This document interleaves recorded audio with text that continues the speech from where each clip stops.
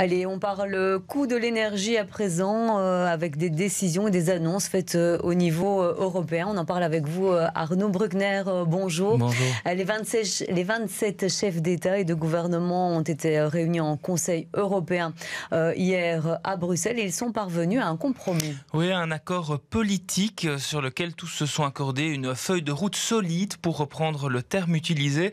Alors concrètement, ils vont désormais tous travailler sur les propositions qui avaient été présentées plus tôt cette semaine par la Commission européenne, parmi lesquelles notamment le plafonnement dynamique des prix du gaz, un financement commun face à la crise ou des achats communs. Donc globalement, l'idée c'est de travailler ensemble, acheter ensemble et ainsi être plus solide à l'international. Bref, toute une série de propositions sur lesquelles chaque pays va se pencher via leur ministre de l'énergie pour les parties techniques.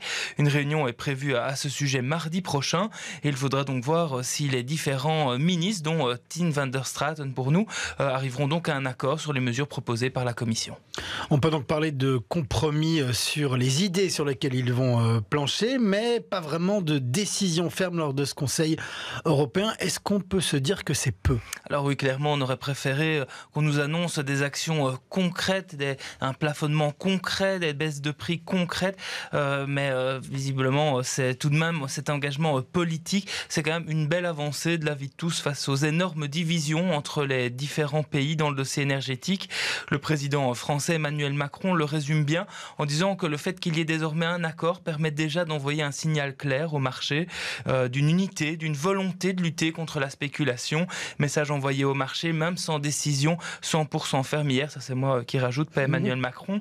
Alexander De Croo a aussi déclaré au terme de la réunion qui a duré près de 10 heures ici à Bruxelles que c'est maintenant une question de confiance et que les décisions concrètes de la Commission et du Conseil doivent désormais être soumises urgemment à toutes les parties.